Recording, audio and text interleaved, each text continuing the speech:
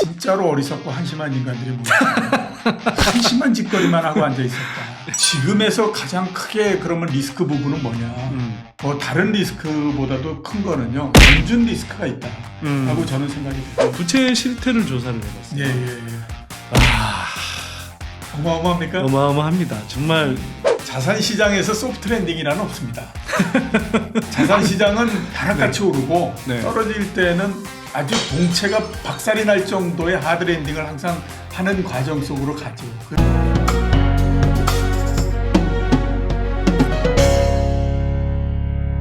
안녕하세요. 선대인경제연구소 선대인 소장입니다. 자, 세계 경제 이슈를 한번 알아보겠습니다. 오늘도 저희 TV에 자주 나와주신 이종우 전 IBK 투자증권 리서치 센터장님 모시고 글로벌 경제 흐름 짚어보는 시간 갖도록 하겠습니다. 센터장님 오랜만에 다시 뵙는데 나와주셔서 감사드립니다. 예, 안녕하세요. 예, 잘 지내셨죠? 예, 저는 채운 거 쓰느라고 좀 짐 빠지고 있습니다. 예. 지난번에 저기 센터장님 나와서 그 이야기 나눴던 부동산 관련 에피소드는 한 조회수가 25만회. 예. 지금 좀 전에 보니까 25만회까지 올라갔네요. 상당히 좀 많은 분들이 보셨던 것 같고, 오늘 다시 모신 이유는 저희가 찾아보니까 지난 연말에 금리 인상이 임박했다. 그리고 금리 인상을 해야 된다. 그리고 금리를 인상하면 전 세계적으로 유동성이 엄청나게 풀려있는 상황에서 어떤 후폭풍이 일어날 거냐. 그 이야기를 했었어요. 예. 그래서 근데 이제 그게 이미 인플레가 계속 가파르게 올라오면서 미국 연준이 금리를 이미 인상하기 시작했고, 예. 네. 근데 올해 또는 내년까지도 기준금리를 계속 인상해야 되지 않을까 이런 우려가 나오고 있고, 단기적으로 조금 반등했습니다만 크게 보면 하여튼 미국 주식시장 또 예, 국내 크게 주식시장도 떨어졌죠. 많이 떨어졌고, 심지어 코인도 폭락하는 사태가 예. 되고요. 그래서 이게 이제 결국 유동성이 빠져나가는 현상으로 이제 다들 이해가 되는데, 예. 그런 흐름에 대해서 오늘 좀 자세하게 좀 짚어주시면 좋겠다는 생각이 듭니다. 자, 먼저 인플레가 어떤 상황이길래 예. 지금 이렇게 계속 인플레 이야기가 나오고 있으며 예. 미 연준이 이렇게 급박하게 금리 인상을 해야 되는 상황인 건지 좀 설명해 주시면 좋겠습니다. 3월 달에 미국의 소비자 물가 상승률이 8.4% 나왔을 네. 때, 그때에 이제 언론에 나온 거 보면 1년 만, 네. 42년 만에 최고치다 이런 얘기를 했잖아요. 네. 지금부터 41년 전, 42년 전으로 돌아가면 스태그플레이션 이 얘기하고, 그 다음에 그 당시에 연준 의장이었던 볼커 의장이 인플레를 잡아야 된다라고 네. 하는 것 때문에 네. 미국의 기준금리를 20%까지 올렸던 때. 지금 같으면 상상이 안 되는. 상상도 할 수가 없는 수치죠. 20%. 네네. 그러니까 그렇게 올렸던 시절에 수치가 나왔다라고 하는 거죠. 그러니까 그만큼 인플레가 굉장히 심각한 상황이다라고 봐야 되는 거고, 그런 수치가 나왔다라고 봐야 되는 거거든요. 그렇게 되니까 자연적으로 아무튼 연준도 겁이 날 수밖에 없는 거고, 네. 그래서 이제 그 인플레를 잡기 위해서 금리를 이제 굉장히 빠른 속도로서 올리고 이런 형태로서 지금 들어가고 있다, 이렇게 이제 볼 수가 있는 거겠죠. 근데 거꾸로 보면 지난 연말에도 사실 그 말씀을 하셨는데, 예. 이미 지난해 5월부터 해서 미국 각종 물가 지수를 보면 굉장히 빠르게 이제 이 물가 상승률이 나타나고 있었잖아요. 예, 그렇죠. 그러면 진작에 이제 이 브레이크를 밟기 시작했어야 되는데 늦었단 말이죠, 대응이. 그래서 지금 좀 어떻게 보세요? 이게 늦은 만큼 연준이 이제 빠르게 지금 또 금리를 인상해 가야 되는 상황에 몰린 거 아니냐, 이런 생각이 좀 들기도 하는데. 제가 작년도에 네. 그런 생각을 많이 해봤어요. 한 30년 후 정도에 네. 경제 사가들이 2021년도의 연준을 과연 어떻게 평가할까. 네. 근데 결론은 딱 이걸로 나오더라고요. 진짜로 어리석고 한심한 인간들이 모였다. 한심한 짓거리만 하고 앉아 있었다. 이런 네. 그 평가를 할 거다라는 네. 생각이 들었거든요. 네. 그러니까 왜 그러냐 하면 보면 누구든지 이거는 읽을 수 있는 판이었다라는 생각이 들어요.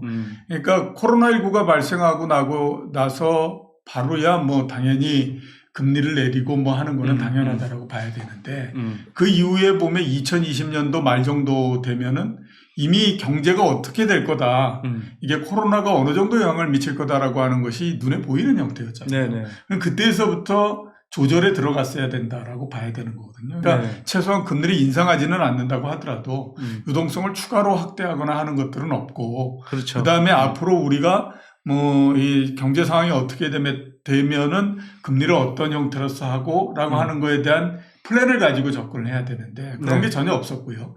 작년도 같은 경우에 야 이대로 가면 물가 굉장히 올라갈 수 있습니다. 왜냐하면 과거에 아무튼 경우를 쭉 경험적으로 보니까 이렇게 유동성을 굉장히 많이 풀고 그러면 그 다음에 물가가 굉장히 올라갔습니다. 이번도 예외가 아닙니다라는 얘기를 굉장히 많이 했었어요. 근데 그때 얘기한 게 뭐냐면 이제 무슨 뭐 자동차용 반도체가 어떻고 그래가지고 뭐 이게 코로나19 때문에 생기는 일시적인 그 공급 불균형이고 뭐 이런 얘기를 하면서 지나왔다고요. 그러니까 그때 보면 이미 연준은 정말로 어리석은 짓을 하고 있었다. 이렇게 봐야 되고 그 영향이 전 세계적으로 자산 시장을 비롯해서 엄청나게 막 확대가 돼버리는 형태가 돼서 이제 올해를 맞은 거잖아요. 그리고 이제 보니까 이게 감당이 안 되는 형태가 되고 있는 거죠. 그러니까 막 지금은 금리를 올리고 막 이런 형태로서 지금 가고 있는 거거든요. 이제 어느 정도 금리를 올릴 거다라고 하는 거는 조금 이따가 다시 말씀을 드리도록 하고 지금에서 가장 크게 그러면 리스크 부분은 뭐냐. 제가 봤을 때는 뭐 다른 리스크보다도 큰 거는요. 연준 리스크가 있다라고 저는 생각이 돼요. 왜냐하면 자 이쪽에서 자기가 실수를 했다는 거예요. 그러면 사람도 그렇고 조직도 그렇고 내가 이렇게 큰 실수를 했으니까 이거를 만회해야 된다라는 생각을 갖죠. 그러면 어떻게 해야 되겠습니까? 이거를 빨리 아무튼 뭔가를 잠재워야 된다라고 생각을 하는 거죠. 그러면 아무튼 사람들이 생각하고 경제가 견딜 수 있고 이게 적정하다라고 생각하는 것보다도 훨씬 더 빠른 속도와 큰 폭으로 금리를 올려버리는 형태가 되죠. 그러면 일단 아무튼 물가 상승하고 이러는 건 끌 수 있다라고 생각하면서 가는 거예요. 자, 근데 이게 문제가 뭐냐면 2008년도에 미국의 금융위기 났죠. 그 다음에 1990년도에 일본의 그 버블 붕괴 나고 이랬잖아요. 그게 왜 발생을 했을까 하는 것들을 한번 생각해 보면 다 똑같이 나오잖아요. 그럼 이번에 보면 이미 버블은 만들어질 만큼 만들어진 상태. 근데 연준은 지금 그거는 생각이 없어요. 이게 뭐 아무튼 이 물가 상승하는 거를 잡아야 된다. 이래가지고 무슨 뭐 심지어 어떤 때는 뭐 0.75% 올릴 수 있어. 이러면서 막 덤비는 형태잖아요. 그러니까 저는 지금에서 진짜로 이게 위험하다라고 생각하는 그 부분들은 그런 연준의 또 한 번의 실수가 나올 수 있는 부분, 연준의 리스크가 너무 크다라는 생각이 들어요. 그래서 이거 잘못되면 진짜 나중에 가면 위기 또 발생한다. 이런 거거든요. 그러니까 지금이 이제 그런 상태. 이렇게 이제 볼 수 있는 거죠. 사실은 이게 연준 의장인 그 파월 의장의 전문성을 그래서 좀 의심하는 이야기들도 좀 계속 나오는 것 같아요. 연준 의장뿐만 아니라요. 제가 보기에는 연준 자체도 진짜 아마추어다. 그러니까 어떻게 저런 지식들을 가지고 세계 중앙은행을 꾸려간다라고 얘기를 할까? 이런 생각이 좀. 그러니까 근데 이게 제가 알기로는 미 연준에 경제학 관련한 박사급만 한 400명 정도가 있다고 그래요. 그 전체적인 조직으로서의 역량이나 연구 능력이 없지는 않을 텐데 문제는 의장이든 또는 연준 위원들이 이걸 제대로 그 정보들을 제대로 소화할 수 있는 그 사람들의 어떤 통찰력, 분석력 이런 게 없는 게 아닌가 이런 생각이 좀 드는 게 그 자넷 옐런이나 또는 뭐 벤 버냉키 같은 이런 전임 의장들하고 비교를 해보면 그분들은 적어도 이런 그 금리 정책, 통화 정책에 관한 상당히 오랫동안 이렇게 히스토리도 알고 있고 또 연준의 역할이 뭔지에 대해서 잘 알고 있었던 사람이잖아요. 근데 파월 의장은 그런 사람이 아니어서 좀 그런 측면도 있지 않을까 이런 생각이 좀 들긴 한데요. 뭐 그런 부분들도 있겠죠. 근데 제가 봤을 때는 실수가 이번만은 아니에요. 그리스번 의장이 있을 때에 그리고 나서 2008년도에 금융위기가 나지 않았습니까? 그때 정말 제가 그리스번 의장이 너무 뻔뻔하다라는 생각이 들었던 게 그 위기가 나고 나니까 막 얘기를 했어요. 연준이 이게 어리석어가지고 이렇게 위기를 발생시켜 놓고 이렇게 한다. 근데 그 위기가 발생하는 단초를 누가 만들었습니까? 그리스번 의장이 만든 거거든요. 그러니까 2003년도, 4년도에 1.0%까지 금리를 내렸거든요. 그 당시에 많이들 그 의문을 가졌던 게 뭐냐면 과연 지금 미국 경제가 1.0%까지 금리를 내릴 정도로 그 정도일까? 라고 하는 거에 대해서는 굉장히 많이 회의를 가졌어요. 왜냐하면 지금은 0.25% 이렇게 얘기를 하지만 그 당시까지만 하더라도 1.0%가 미국 역사상 가장 낮은 금리였어요. 그러니까 대공황이 났을 때도 1.0% 밑으로 떨어지지 않았거든요. 그러니까 그 당시에 보면서 어떤 생각들을 했냐면 그럼 지금이 대공황 때만큼 경기가 안 좋다는 얘기냐 이런 얘기들을 굉장히 많이 했거든요. 근데 그때 왜 1.0%까지 내렸냐면 9.11 테러가 나고 막 하니까 이게 무슨 애국 소비를 불러일으켜가지고 미국 경제를 어떻게 해야 되고 뭐 이렇게 하니까 그런 정치적인 목적 이런 것들이 들어가다 보니까 이게 정책이 엉망진창이 돼버리는 형태가 됐고 그러면서 너무 금리를 낮춘 형태가 되니까 그게 이제 부동산에서 버블을 만들어가지고 막 해가지고 결국에 보면 그러니까 그 후임이었던 버냉키 의장한테 짐을 다 떠넘겨주고 간 거지만 본인이 다 만들어 놓고 터지기 일보 직전에 빠져나간 거거든요. 그렇죠. 근데 그게 문제가 되니까 왜 그렇게밖에 못하느냐 이런 얘기를 하는 거라고요. 그래서 정말 이게 진짜 말이 되느냐. 그때에서부터 저는 연준이라고 하는 것이 보니까 그렇게 뛰어난 집단은 아닌 것 같다 이런 생각이 들었거든요. 근데 작년도하고 하는 거 보니까 이거 사람 잡을 조직이다 이게 잘못하면 그런 생각이 많이 들었었는데 지금도 보면 저는 올해에 많이들 얘기 안 하지만 굉장히 큰 리스크 중에 하나가 뭐냐면 연준 리스크다 하나는. 연준이 이 모양 이걸로 했다가는 잘못하면 반대쪽에서 또 터진다 이거. 그 금융위기 지금은 보면 그래서 스리랑카가 어쩌고 이런 얘기하지만 선진국 중에서 터지면 어떻게 할 거냐. 그러니까 저는 그게 굉장히 큰 위험이다. 사실 이제 예전에 이른바 그린스펀 시기에 2000년대에 이제 금리를 계속 낮췄던 이유는 시작은 원래 닷컴 버블 붕괴하면서 그렇죠. 주식시장이 워낙 가파르게 이제 꺼지니까 그거 부양한다고 금리를 낮췄다가 그게 이제 다시 말씀하셨듯이 9.11 테러 또 오니까 겹쳐서 더 낮춘 거잖아요. 근데 말씀하셨다시피 사실은 2004년 정도 가면 그 여파들이 대부분 잠잠해지고 오히려 경기가 이제 서서히 올라오는 단계로 가는데 그런데도 금리를 너무 늦게까지 저금리를 유지하고 있었던 게 사실은 그리고 그러면서도 계속 0.25%포인트씩 계속 계단식으로 이렇게 올려가긴 하는데 그 이후에도 결국은 이제 그 주택시장 버블을 못 잡았잖아요. 그렇죠. 그런데 말씀하셨다시피 이제 그게 결국은 그래서 이른바 이제 2008년 금융위기에 이제 불씨를 심은 게 됐는데 지금도 이제 보면은 2008년 금융위기가 오고 나서 우리가 이제 제로금리 는 기본적으로 갔지만 양적 완화를 실시했는데 양적 완화를 실시하고 나도 돈을 엄청 풀면 인플레가 상당히 올 줄 알았는데 인플레는 안 오고 그렇죠. 그러면서 경기가 아주 크게 실물 경기가 크게 좋아지진 않는데 그래도 실물 경기를 좀 떠받치면 자산 가격이 계속 오르니까 근데 이게 자산 가격 오르는 게 사실 다 오르면 대체로 불만이 없잖아요. 그렇죠. 그래서 제가 생각하기에는 필요 이상으로 양적 완화를 오래 했던 것 했고 너무 크게 했죠. 그런데 그게 간성이 되다 보니 이번에 코로나 사태가 와도 이번에 이제 다시 양적 완화를 어마어마하게 해버렸잖아요. 그래서 아마 그전에도 별로 큰 문제 안 됐으니까 좀 더 오래 끌고 간 가능성이 생겼던 건 아닐까 이런 생각이 좀 들기도 합니다. 맞아요. 그런 거죠. 그러니까 금리도 너무 오랜 시간 동안에 걸쳐서 낮은 금리를 그걸 하다 보니까 아예 관성이 된 거거든요. 그러니까 이제 정책을 피는 사람도 그렇고 시장에 있는 사람도 그렇고 보통의 사람들도 그렇고 그냥 금리는 굉장히 낮은 거야. 0. 몇 프로 이런 정도의 그 금리가 이게 정상적인 형태야 이런 이제 생각을 하게 된 거고 그 다음에 세상에 터질 듯이 많은 유동성을 계속해서 공급하는 것 자체도 많은 사람들이 그게 당연한 거다. 이게 정상적인 형태다라고들 이제 생각을 하게 되는 거죠. 근데 문제는 뭐냐면 제가 생각했을 때 그게 비정상인 거예요.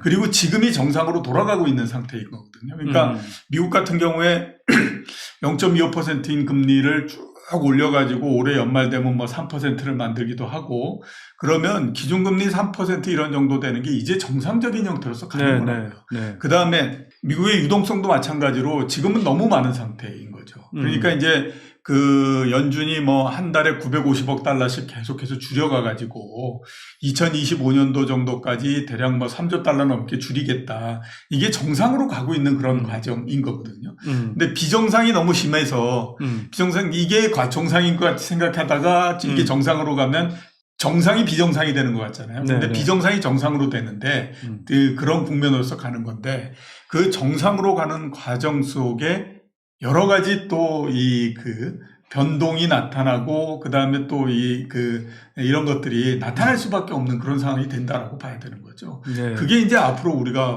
계속해서 풀어가야 될 그런 부분이다라고 봐야 되고 네. 지금 제가 봤을 때 이제 시장, 주식 시장도 그렇고, 그 다음에 여러 자산 시장도 그렇고, 지금 제 생각으로는 금리를 인상하고 하는 부분들은 그렇게 영향력이 그렇게 크지는 않을 거다라는 생각이 들어요. 워낙 금리 얘기를 해놔놓으니까. 네네.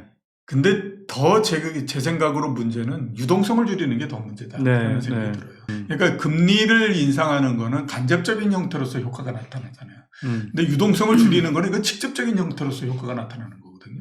근데 그거를 2025년도까지 앞으로 3년 반 동안을 꾸준히 계속해서 유동성을 줄이겠다. 네. 그래서 미국 GDP 대비해 가지고 연준이 가지고 있는 자산의 비중을 20% 밑으로 떨어뜨리겠다. 네. 지금이 36% 정도. 네. 그 과정 속에서 상당히 많은 변화가 올 수밖에 없다. 이렇게 이제 봐야 됩니다. 지금 말씀하셨지만 이제 양적 긴축을 동시에 들어가잖아요. 예. 근데 양적 긴축하겠다는 규모가 제 기억으로는 2008년 금융위기 이후에 이제 양적 긴축으로 돌았을 때 대략 한 450억, 550억 이랬던 것 같은데 예.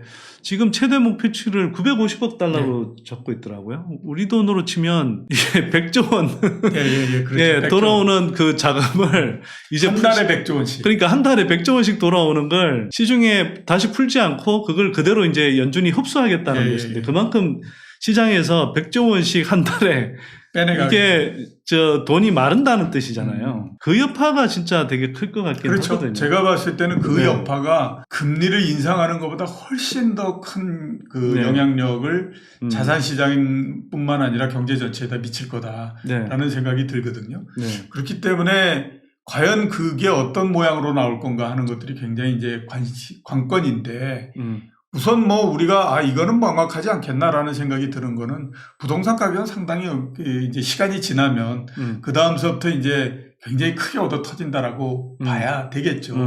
이게 이제 주식 같은 경우에는 기왕에 좀 어느 정도 떨어졌기 때문에 충격이 좀 덜할 걸로 보이는데 이게 자산시장 중에서 특히 부동산이나 이런 것들은 당연히 유동성을 줄이면서 오는 효과 이 부분들이 굉장히 크다라고 볼 수밖에 없을 텐데 그 효과가 상당히 어느 정도 수준에서 그칠 건가. 그게 이제 앞으로의 전체적인 경제나 이거의 관건이다. 이렇게 이제 봐야 되겠죠. 그래서 이렇게 금리가 올라가고 유동성이 축소될 때는 반드시 이렇게 그 자산시장의 그 가격 거품이 많이 꺼지는 그런 현상이 계속 되풀이 되잖아요. 이번에도 예외가 아닌 것 같은 게 말씀하셨다시피 이제 미국 증시도 이미 많이 빠졌고 특히 나스닥은 고점 대비해서 마이너스 28%까지 그렇죠. 빠졌어요. 많이 갔을 때 32%.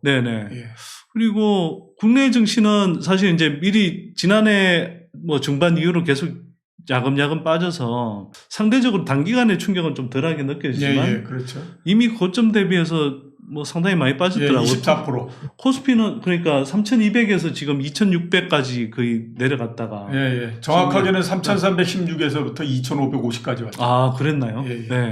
그래서 이게 이제 상당폭 이미 이제 좀 조정을 받은 국면인데 주식시장은 이미 어느 정도 이제 빨리 반영되니까 그렇죠. 이제 빨리 반응하니까 어느 정도 이제 이미 그 충격을 일정하게 흡수했다 이렇게 좀 볼 수도 있을 것 같은데 우리가 지난 시간에도 말씀을 나눴지만 부동산 시장은 상당히 장기적으로 영향을 미치잖아요. 그렇죠. 또 무거운 시장이다 보니까 좀 오랫동안 영향을 미치게 되고 그래서 다시 한번 좀 말씀을 좀 짚어보자면 국내 부동산 시장도 결국은 미국발 금리의 인상에 따른 국내 금리 인상도 일정한 수준으로는 불가피해 보이는데 그렇게 되면 국내 부동산 시장 상당 기간은 지역 가리지 않고 좀 계속 가라앉게 되지 않을까 이런 생각이 드는데요. 그건 예외 없이 모두 다 내려간다라고 봐야 되죠. 그리고 예외 없이 부동산 하락한다 이렇게 봐야 되는데 지금 그런 얘기들 많이 하지 않습니까? 강남 지역은 괜찮을 것 같고 이런 얘기들 많이 하죠. 괜찮은 게 어디 있습니까? 그냥 돌아가서 한번 생각해 보면 삼성전자는 괜찮다. 그래가지고 뭐 주가가 떨어질 때도 뭐 어쩌고 저쩌고 뭐 이런 얘기 했었잖아요. 네. 과연 괜찮던가요? 95,000원인가에서부터 시작해서 많이 떨어졌을 때 이번에 65,000원까지 내려갔거든요. 그러니까 삼성전자도 마찬가지로 보면 그 하락률이 거의 한 30% 이렇게 된 거예요. 근데 뭐 그 다음에 다른 좋다라고 하는 종목들, 현대차 같은 경우에도 거의 뭐 보면 한 40% 육박하는 정도의 하락이 나온 거고요. 그러니까 하락을 할 때는 그 기업의 내용이 뭐 좋고 나쁘고 이런 거를 가리지 않거든요. 그냥 시장 전체 리스크가 커졌기 때문에 하락을 한다. 이렇게 가는 겁니다. 툭이 터져서 물이 터져 나오기 시작하면 처음에는 다 물을 맞는 거예요. 그 주변에 있으면 야, 많이 맞느냐 적게 맞느냐의 문제일 뿐이지 다 물을 맞는 거고 물이 어느 정도 빠지고 나면 그 다음서부터 구별이 되는 거지. 지금이야 이거는 괜찮을 것 같고 뭐 이렇게 하지만 그런 게 어디 있습니까? 그냥 강북이 30% 빠지면 강남도 28% 빠지는 거고요. 많이 가면 35% 빠지는 거고 이런 형태가 되는 거거든요. 특히 보면 이번 같은 경우는 지금 가격이 굉장히 높잖아요. 너무 높았죠. 부동산 가격을 제외하고 나머지는 그래도 어느 정도씩은 다 내려와 있는 상태예요. 제일 큰 놈이 아직까지 제일 위에서 붙어 있다라고 하는 거예요. 이게 본격적으로 한번 맞아가지고 엎어져 버려야 그 다음에 이제 자산시장에서의 버블이 어느 정도는 해소가 되면서 그 다음에 이제 이게 안정적인 국면에 들어간다. 사실은 뭐 저도 이제 걱정이 되는 게 예를 들어 2004년 이후로 전국적으로 집값이 동시에 급등한 게 15년 만에 나타났더라고요. 근데 그게 이제 결국은 코로나 유동성의 힘이기도 하고 또 한편으로 워낙 이제 그 사이에 특히 다른 나라에 비해서 굉장히 많은 사람들이 이제 이른바 투기 또는 투자 대열에 이제 뛰어들었는데 그러다 보니 전국적으로 집값이 다 올랐어요. 그래서 제가 보기에는 한동안은 전국적으로 말씀하신 것도 있지만 이게 특히 코로나 때 집값이 오른 양상으로 볼 때는 일단 전국적으로 일정한 수준까지는 빠지고 시작하지 않을까? 뭐 이런 생각이 좀 들긴 하더라고요. 자, 근데 이런 의문도 좀 드는데요. 미국이 일단 금리를 어디까지 올려갈까? 그리고 미국 금리 올린다고 한국도 다 그만큼 올려야 돼? 뭐 이런 식의 이야기를 하는 사람도 있어요. 어떻게 보세요? 미국이 금리를 올해 연말에 3% 정도까지도 올릴 수 있을 것 같고요. 아마 그러고 나면 추가적으로 더 올리거나 그러지는 잘 못하지 않을까라는 생각이 들어요. 왜 그러냐면 뭐 3%가 높아서가 아니라 내년이나 올해 하반기 아니면 올해 연말 정도 되면 경기 둔화나 이런 부분들이 상당히 뚜렷해질 가능성이 높기 때문에 그 상태에서는 금리를 추가적으로 계속 인상을 하는 게 쉽지가 않거든요. 그 다음에 또 물가 상승률도 지금은 8% 이렇게 되지만 하반기가 되면 한 4% 내지 3% 정도로 내려올 가능성이 높습니다. 그렇게 따지면 아마 올해 연말 정도에 최대로 봤을 때 한 3% 정도 올리면 거기 그 정도에서는 이제 더 이상 올리거나 그러지 않을 거라고 그렇게 보이거든요. 근데 이제 문제는 뭐냐면 과연 그러면 이제 그 상태에서 뭐 물가가 안정되고 그러면 금리를 내릴 거냐? 그거 아니거든요. 그러니까 앞으로는 보면 기준금리 3.0에서 2.5에서 3.0 미국 기준으로 그 정도가 그냥 정상적인 형태로 가는 거예요. 특히 이번 같은 경우에 금리를 내려가지고 물가가 올라가서 하도 혼이 나버렸기 때문에 이제서부터는 금리를 그렇게 과감하게 내리고 이렇게 못합니다. 그러니까 우리나라도 그러니까 한국은행이 어떻게 할 건가 생각해보면 뻔하잖아요. 지금 1.5%인데 한 번 정도는 빅스텝을 한다라고 봐야 되겠죠. 그러면 5월 달에 0.5%로 올리면 그 5월 말이 됐을 때의 2%가 되는 거고 중간 정도에 0.25% 뭐 이런 정도로 해서 두 번 정도 내지 뭐 이렇게 세 번 정도 하면 2.5에서 2.75 이렇게 되잖아요. 그러면 우리나라도 그 정도에서 이제 금리 인상이나 이런 부분들이 멈출 수 있는데 멈춘다고 해서 다시 내려오는 건 아니라는 거예요. 다시 금리를 인하하는 게 아닐 거예요. 그러니까 시장에서는 지금 잘못 생각하고 있는 게 뭐냐면 이게 뭐 한 3%까지 올렸다가 이제 물가가 좀 잠잠해져서 2% 정도 되고 이렇게 되면 다시 금리를 내려서 0%로 또 내리고 아니면 뭐 1.0%를 만들고 이럴 거다라고 생각을 하는 거거든요. 근데 그런 거 안 나온다라고 하는 거예요. 물론 나올 수는 있죠. 근데 이렇게 나오게 되려면 경기가 엄청나게 나빠져야 돼요. 네. 그러면 금리를 내려서 그것도 굉장히 느린 속도로서 내려서 이렇게 대응을 하거나 이렇게 할 수 있는데 지금 시장이 얘기하는 것처럼 물가가 안정만 되면 다시 0% 금리가 된다. 이거는 없다라고 하는 거예요. 뭐 저도 그렇게 보는데요. 한편으로는 오히려 이른바 이제 이코노미스트들 의견도 그렇고 보면 인플레가 뭐 잡히기는 서서히 잡힐 텐데 빨리 잡히지는 않을 거다. 예. 그래서 어떤 분 표현을 보니까 이렇더라고요.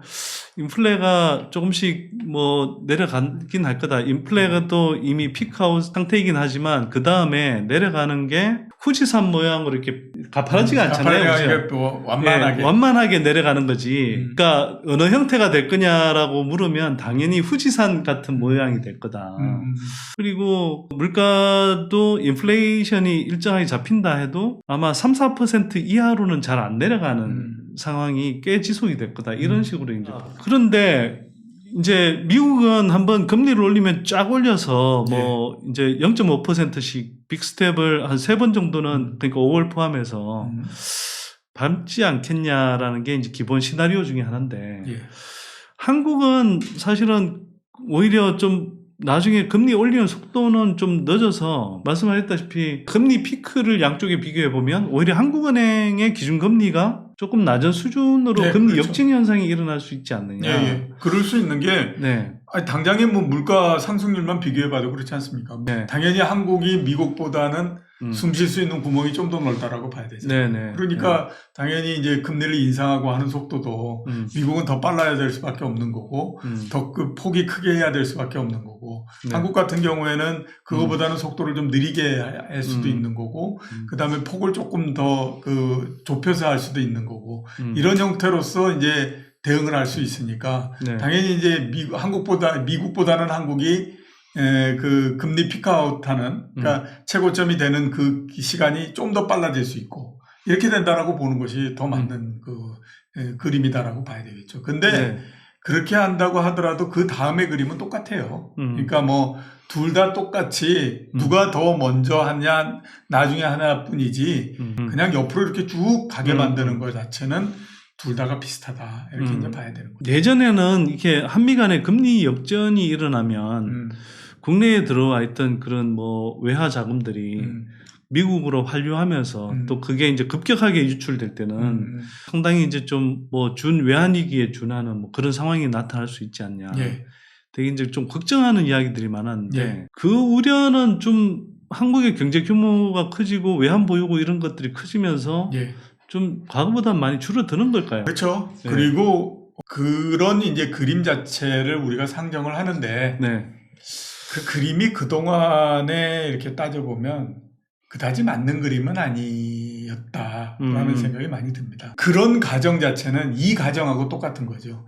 돈이라고 하는 것이 마음대로 여기저기를 다 돌아다닌다. 그러니까 이제 뭐 부동산이 오를 때는 부동산으로 갔다가 그 다음에 또 부동산이 가고 나면 주식으로도 왔다가 채권으로도 갔다가 어차피 그냥 이렇게 마구 이렇게 돌아다닌다라고 하지만 우리가 그냥 그에 보면 부동산에 투자하는 돈 따로 있고 주식에 투자하는 돈 따로 있고 채권에 투자하는 돈 따로 있고 거의 큰 덩어리는 따로따로 있잖아요. 중간에 약간의 회색 지대에 있는 일정 규모의 돈 요런 정도가 이제 그 돌아다니는 건데 그 규모 자체는 그렇게 크지는 않은 것 같다라고 하는 것이 일반적인 그 생각들이지 않습니까? 경험적으로 필터링을 해보면 그게 그렇게 많지는 않은 것 같아.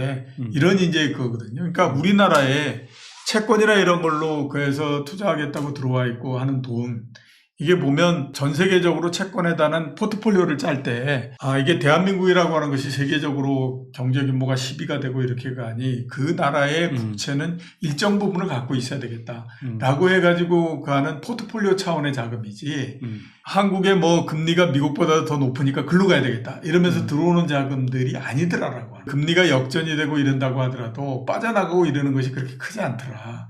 그렇기 때문에 이번에도 제가 봤을 때는 이게 미국보다도 우리나라의 금리가 더 낮고 이렇게 된다라고 하더라도 우리나라에 투자되어 있는 자금들이 확 빠져가지고 다 미국으로 건너가 버리고 이러는 것들은 그게 쉽게 나오지 않는. 그러면 그런 방향으로 약간 좀 가정을 예. 좀 세게 한다 그러면 거꾸로 웬만큼 인플레가 잡혔을 때 미국은 금리를 일정한 수준으로 계속 유지하더라도 한국은행은 도로 예를 들어서 국내 경기가 조금 어려워 보인다. 또는 부동산 가격이 빠르게 좀 걷잡을 수 없이, 걷잡을 수 없을 때는 이미 많이 내려야 되겠지만, 어쨌거나 이제 부동산 거품 붕괴에 대한 우려가 좀 커진다 싶을 때는 그분들 표현으로 선제적으로 금리를 좀 더 빨리 인하할 수도 있지 않을까요? 좀 더 낮은 수준으로.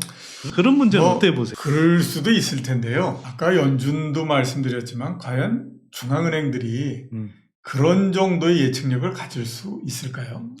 제가 봤을 때는 아닐 거다라는 생각이 들거든요. 네. 대부분의 정책을 펴는 기관들은 사태가 발생하면 그 사태가 발생한 거를 수습해 나간다라는 차원에서 봐야지 그거를 사전에 그런 일이 벌어지지 않도록 하겠다라고 하는 거는 그 마음이 편할 때나 하는 얘기인 거죠. 그러니까 미국 과거에 보면 선제적인 금리 인상 이런 것들 얘기 많이 했잖아요. 그거는 그러니까 이제 경제도 잘 돌아가고 그다음에 그 금리도 그렇게 높지 않은 상태고 물가도 한 1.5%밖에 안 돼서 중앙은행 입장에서 봤을 때는 어떤 거 하나도 별다리 문제가 없는 그런 상태가 되면 그냥 여유가 있잖아요. 정책을 필 때도 여유가 있고 그다음에 그러니까 이제 선제적으로 이게 이러다 보면 물가도 좀 오를 수 있으니까 금리를 한 번 정도 올려볼까요? 이렇게 해가지고 이제 선제적인 대응을 한다 이런 얘기를 하지만 이게 지금처럼 굉장히 변동성이 커지고 그 다음에 리스크가 굉장히 높아지는 상태가 되면요. 이 상태에서는 뭔가 선제적인 대응이라고 하는 것은 거의 불가능합니다. 그거는 그냥 대부분 보면 사태가 터지면 터지는 거고 그 터지는 걸 과연 어떻게 수습을 해나갈 거냐 하는 쪽에서 정책을 펴나가는 거지 그거를 미리 대응을 할 수 있을 만큼의 능력을 가지고 있는 기관 이거는 제가 봤을 때는 전 세계적으로 그 어떤 기관도 없습니다. 그리고 한 가지 좀 대중의 오해라고 저는 참 생각하는데 여전히 이제 주로 부동산 가격을 이렇게 끌어올린 그런 쪽 사람들이 하는 이야기 중에 하나가 뭐냐면 이 인플레가 오면 결국은 현금 갖고 있을수록 손해다. 지금까지도 계속 현금 갖고 있으면 손해였는데 인플레가 오면 올수록 오히려 인플레 해지 수단으로서 자산으로서 부동산 가격은 다시 오를 거다. 이런 식의 이야기를 하는 분들이 있어요. 예. 2000년대를 들면서부터 인플레라고 하는 것이 두 개의 형태가 아주 상반되는 형태로서 나오기 시작을 했죠. 그러니까 우리가 이른바 이제 소비자 물가 이렇게 해서 그쪽의 실물 경제 물가. 실물 경제 쪽의 인플레는 굉장히 낮은 형태였고요. 그다음에 자산 가격의 인플레는 굉장히 심한 형태였죠. 그게 이제 작년도 같은 경우를 보면 미국의 자산 가격 인플레라고 하는 것이 20%를 넘었잖아요. 네, 그러니까 특히 집값 같은 게 우리나라도 12% 이렇게 된 거고요. 그러니까 그쪽에 인플레가 없는 게 아니에요. 엄청나게 큰 인플레가 생겨서 엄청나게 큰 일이 거의 그쪽에서는 이미 굉장히 많이 벌어지고 있는 형태가 됐고 그 인플레 때문에 가격이 너무 높아진 형태가 된 거거든요. 근데 이쪽은 아무런 문제가 없다가 이쪽에 인플레가 높아진 형태가 된 거예요. 이 두 개가 그동안 20년 넘게 분리가 되면서 따로따로 움직이는 형태였는데 이쪽에 또 이제 중독돼서 이쪽에 물가가 올라가니까 이게 또 올라간다. 이거는 말이 안 되는 얘기라고 봐야 되죠. 아니 이미 분리돼서 움직인 것이 얼마나 오랜 시간인데 이게 갑자기 지금은 또 같이 움직인다. 이거는 말이 안 되는 거거든요. 그렇기 때문에 그런 일은 발생하지 않습니다. 지금도 그렇고 앞으로도 그렇고 20년 동안 따로따로 왔기 때문에 이제 또 따로따로 가는 거예요. 이게 사람들이 좀 착각하는 게 제가 보기에는 인플레라고 하는 게 말씀하셨듯이 이제 실물 경제하고 지금 자산 쪽이 완전히 다르게 움직이는데 예. 지금까지는 사실은 이게 실물 경제에 인플레가 오지 않는 상태에서 이게 돈이 자산 시장으로 몰리면서 자산 시장만 올랐는데 예. 지금은 사실 실물 쪽에 인플레가 오르면서 현금이 귀해지는 그렇죠. 그래서 모든 자산 가격이 상대적으로 다 우수수 떨어지는 시기에 지금 인플레가 진행되고 있는 거잖아요. 예, 그렇죠. 예, 그래서 지금 뭐 우리가 보고 있는 게 주식 시장 다 떨어졌고 코인 시장 다 떨어졌고 난리 났고. 예, 주택 시장만 지금 일종의 이제 저 가격이 여전히 고점에 있는 부동산 스태그플레이션 상황인 건데 뭐 지난 시간에 저희 이야기 나눴지만 결국 이것도 남쪽으로 향해 갈 거다 이렇게 보시는 거잖아요. 그렇죠. 그래서 지난주인가 경제신문의 부동산 기자하고 주식시장이 어떻게 될 거 아니냐고 그러더라고요. 그래서 하면서 전체적으로 어렵지만 주식은 이미 뭐 한 25% 정도 떨어졌으니까 뭐 그렇게 크게 여기에서 아주 사람을 너무 힘들게 만들지는 않을 것 같다. 근데 부동산은 이게 떨어지질 않아서 이게 문제가 정말 심각한 것 같다라고 얘기를 했더니 막 아니라고 그러더라고요. 그러면서 이제 뭐 정부가 정책을 뭐 아직 안 내놓을 거고 뭐 그래서 그러면 이제 그러더라고요. 그래서 제가 그 얘기를 나는 정책이 나올지도 잘 모르겠고 나온다고 하더라도 나는 별로 기대하지 않는다. 그리고 어차피 뭐 정책 나와가지고 최상의 그림이라고 해야 지금 가격이 이렇게 뭐 1년이나 더 연장돼서 옆으로 가는 걸 텐데 그러면 지금 파나 뭐 1년 후에 파나 그게 뭔 상관이 있냐. 뭐 정책 나온 거 보고 뭐 판다고 그러면 뭐 해봐야 옆에 지금하고 똑같은 가격에 파는 건데 그럴 바야 지금 그냥 팔아버리고 편안하게 사는 게 나을 거고 만약에 그게 뭐 정책이 안 먹히거나 아니면 사람들이 에이, 뭐 별거 없네. 그 다음에 이렇게 가면 그 다음부터는 난리 날 건데 왜 뭐 그렇게 가느냐. 그랬더니 아니라고 굉장히 많이 얘기를 하더라고요. 그래서 내 속으로 저 양반도 부동산 업자들하고 굉장히 많이 만나다 보니까 업자들의 이 논리에 굉장히 이게 빠져들었구나 이 생각이 들었거든요. 지금이 보면 제가 생각하기에는 그렇다라고 하는 거예요. 그러니까 뭐 모든 자산의 가격이 다 지금 내려가고 있는 상태잖아요. 굉장히 조심해야 될 거고 제가 제일 걱정하는 거는 앞에서 말씀드렸던 것처럼 아니 그동안에 금융위기가 나는 거 보니까 자산버블 만들고 그 다음에 자산버블이 너무 커지니까 겁이 나가지고 금리를 엄청나게 빠른 속도로서 올리고 그러면 그게 그 트리거가 돼가지고 팡 터져버리면서 위기가 발생하더라. 그러니까 우리나라도 거기에서 정말 자유로운 건가? 저는 그거는 확신하지 못하겠다라고 하는 거예요. 그렇게 되면 이건 뭐 난리 나는 상황 되는 건데 난리 난다고 하더라도 뭐 우리나라뿐만 아니라 다른 선진국들 같은 경우에서 뭐 위기가 발생하고 해서 난리가 난다라고 하더라도 이거는 탓할 수가 없는 게 아니 그동안 얼마나 많이 해가지고 저금리 이런 걸 가지고 그 공짜 점심을 하면서 누렸느냐. 그러면 그에 따라서 생기는 역작용 이거는 그 대비를 해야 되는 거고 생각해야 되는 것이 과제지 그런 게 안 나올 거다라고 생각하는 것보다 나올 수도 있다라고 하는 가능성을 가지고 지금 어떻게 해야 되는지 그런 것들을 대비하는 것이 훨씬 더 낫다 이렇게 저는 생각합니다. 사실 기자분들이 자기네들이 뭐 스스로 분석하고 이렇게 뭐 엄청난 통찰력을 갖고 있는 사람들이 누가 있나요? 다 그냥 자기가 만나는 취재원들한테 기동량한 거 얼기설기 엮어서 이제 기사를 주로 쓰게 되는데 뭐 부동산 담당 기자들은 대체로 그 부동산 업계 또는 건설 업계에 그런 사람들 이야기를 듣는데 그 사람들이 갖고 있는 시각이라는 게 뻔하잖아요. 그렇죠. 네. 그리고 증권회사의 사람들이 맨날 주가 오른다라고 하는 거하고 똑같은 거죠. 근데 지금은 어쨌거나 이제 경제가 변곡점에 들어가 있는 상황이고, 확대의 시기에서 유동성 축소의 시기로 들어가는 변곡점이 있기 때문에. 그렇죠. 늘 항상 이렇게 금리를 낮췄다가 돈을 풀었다가 돈을 빨아들일 때는 항상 세계적으로 상당한 충격이 발생하는 거죠. 충격의 크기가 그때 좀 달랐을 뿐이지. 그래서 한국에서 그 충격이 발생 안 한다?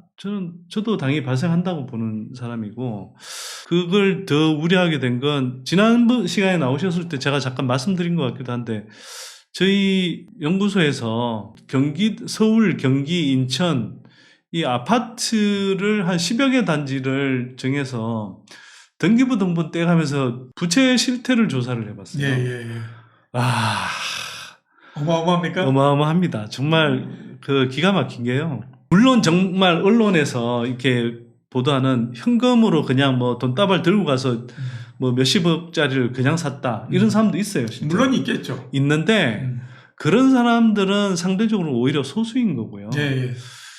대다수는 뭐냐면 정말 영끌이에요. 예. 빚을 내서 샀고 그다음에 추가 대출을 낸 사람들이 많더라고요. 그러니까 이런 거잖아요. 원래 예전부터 집을 샀으면 집값이 싸잖아요. 예. 그 상태에서 이제 집값이 다락같이 오르니까 이게 이제 추가로 그러니까 대출을 낼 수 있는 캐파가 생긴 거잖아요. 버퍼가 생기잖아요. 빅서브 프라임 모기지하고 똑같은 거죠. 아니 그래서 이걸 이만큼을 더 빚을 내서 근데 이제 뭐 그 등기부등본상으로는 확인이 안 되지만 그런 사례들이 꽤 많이 보이더라고요. 그 사람들이 뭘 했을까? 집을 한 채 더 샀겠죠. 당연히 갭투기라는 걸 했겠죠.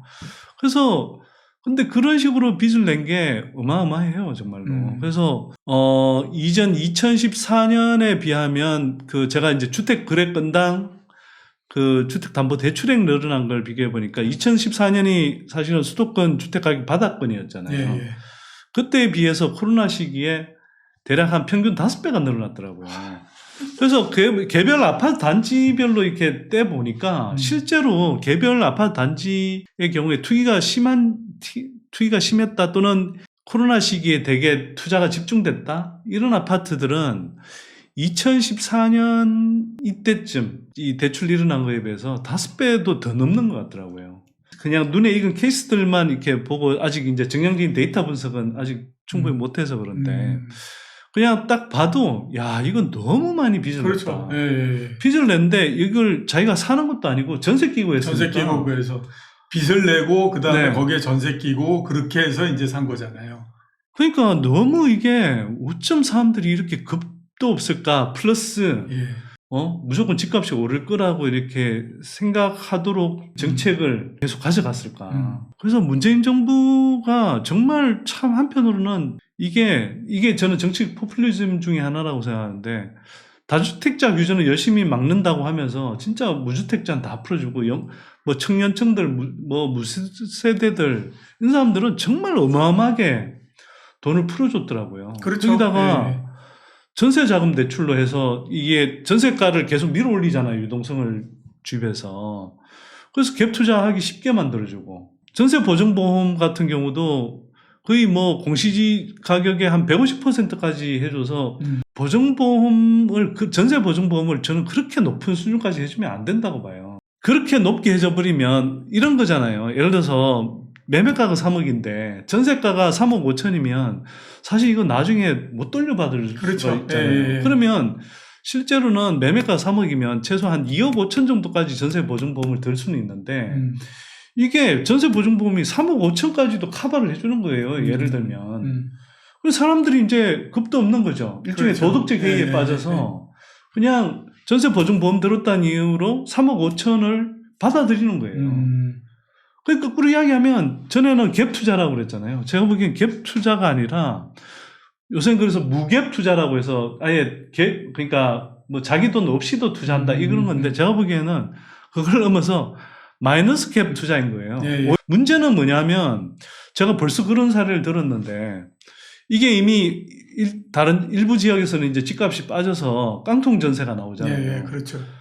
뭐냐 하면 이 사람들이 조직적으로 아예 그런 수법을 퍼뜨리고 다니는 모양인데 그냥 배째라 하는 거예요. 그래서 이거 이미 당신 전세 가격 이하로 내려갔으니까 나는 돈이 없다. 나 자빠지고 그럼 당신이 이거 인수하려면 해라. 근데 전세 가격 예를 들어서 집값이 3억인데 전세 가격이 3억 5천이면 3억 5천에 이거 집 사라. 이런 식으로 나온다는 거예요. 그러면 울며 겨자 먹기로 사는 사람이 진짜 많을 것 같거든요. 뭐 그렇겠죠. 그러니까 이런 사태가 지금 이제 벌어질 거 생각하니까 너무 아찔한 거죠. 앞으로 뭐 그런 것들이 비일비재하게 엄청나게 일어나겠죠. 항상 보면 엄청나게 사람들이 투기를 벌리거나 그다음에 뭐 네. 비정상적인 형태의 많은 플레이를 하게 되면 그거를 정리하는 데에 굉장히 많은 시간과 어려움이 따르잖아요. 네. 그러니까 앞으로 당연히 보면 제일 큰 부동산 시장에서 그게 이제 휘청하면서 해야 되는 거고, 그게 과연 어느 정도까지 갈 거냐, 과연 이제 그 금융 위기나 이런 형태까지 발전할 거냐, 그렇지 않으면 그 2003년도에 카드채 이런 것처럼 그런 네. 정도에서 끝일 거냐, 그거의 문제일 뿐이지 이게 정상적인 형태에서 스무스하게 넘어갈 수 있다, 이거는 제가 봤을 때는 절대 그렇게 되지 않고요. 그 다음에 자산시장이라고 하는 것이 항상 그렇잖아요. 아주 좋을 때는 이게 너무 높은데 그러니까 이번에 이제 뭐 조정을 하더라도 소프트하게 랜딩을 할 겁니다, 이런 얘기 하잖아요. 네네. 자산시장에서 소프트 랜딩이라는 없습니다. 자산시장은 바람같이 오르고 네. 떨어질 때는 아주 동체가 박살이 날 정도의 하드 랜딩을 항상 하는 과정 속으로 가죠. 그게 왜냐하면 이게 자산시장이라고 하는 거는 사람들의 탐욕과 그 다음에 공포가 극대극으로 엇갈리는 형태가 되기 때문에 이게 그 스무스하게 뭔가 조정을 한다라고 하는 건 없거든요. 근데 지금은 보면 스무스하게 조정을 할 거다라고 생각을 하잖아요. 판이 시작을 하지 않았기 때문에.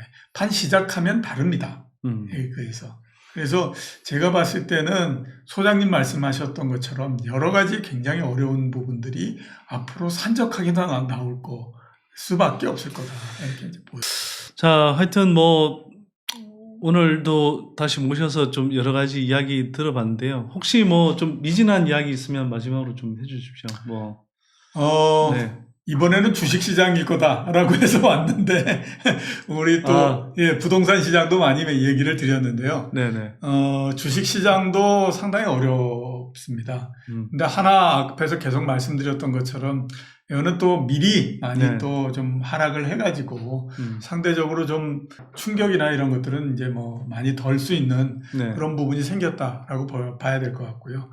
근데 본격적으로 회복이 되고 그러는 것까지는 시간이 상당히 많이 걸릴 것 같아요. 뭐 우리 좀 전에 얘기했던 것처럼 이렇게 부동산 거해 가지고 생긴 여러 가지 부분들 이런 것들 똑같이 보면 어느 정도 해소가 돼야 그 다음에 이제 경제가 제자리를 찾아서 가는 거잖아요. 네. 거기까지 좀 하니까 여태까지 지나왔던 것처럼 그렇게 어렵지는 않을 것 같은데 그렇다라고 해가지고 이제서부터 굉장히 좋아지겠구나 이러는 것도 아닐 거고 참 힘든 시간이 자산시장 전체적으로 봤을 때에 조금 좀 기다리고 있는 거 아닌가라는 생각이 들어요. 이 과정에서 저는 이랬으면 좋겠는데 소 잃고 외양간 고친다라고 하는데 소 잃고 외양간도 안 고친 사례들이 계속 반복이 되다 그렇죠. 보니 이번에는 좀 부동산 투기를 부추겼던 뭐 우리의 대출 구조부터 해서 아까 이야기했던 전세 시장 밀어 올렸던 뭐 전세 자금 대출, 보증보험 구조 뭐 이런 것들 지금 어쨌거나 많이 손봐야 되겠다 이런 생각이 저는 좀 듭니다. 집을 한 채 있다라는 것, 그 다음에 집이 어디에 있다라는 것이 신분을 가르는 기준이 된다. 이거는 그렇게 돼서는 안 된다라고 하는 거. 저는 그거는 참 정말 와닿는 얘기다라는 생각이 들거든요. 그게 아마 수정이 되는 시간이 되겠죠. 그랬으면 좋겠고요. 그 말씀 관련해서 이제 좀 다룬 책이 로버트 프랭크라는 미국의 이제 경제학자인데 그분이 이제 집 또는 자동차의 크기 또는 뭐 가격 뭐 이런 것들이 결국 지위를 상징하는 지위제 역할을 하면서 이제 계속 전반적인 가소비 규모를 키우는 뭐 그런 역할을 한다라고 지적한 책이 있습니다. 부자 아빠의 몰락이라는 책인데 뭐 지금 시점에 좀 뭐 다시 좀 읽어볼 만한 책이 아닌가 싶긴 하고요. 자, 오늘 대략 1시간 정도 또 나와서 좋은 말씀해 주신 센터장님 감사드립니다. 아이고 이렇게 불러주셔서 감사합니다. 다음 이 시간에 다시 모시겠고요. 제가 지난번에도 보니까 게스트 모셔놓고 말을 너무 많이 한다고 그러던데 제가 진행자이긴 하지만 또 한편으로는 저도 뭐 또 이 분야에 어느 정도는 아는 사람으로서 또 내용을 풍성하게 하기 위해서 드리는 양해 부탁드립니다. 자, 다음 이 시간에 더 유익한 내용으로 찾아뵙도록 하겠습니다. 고맙습니다.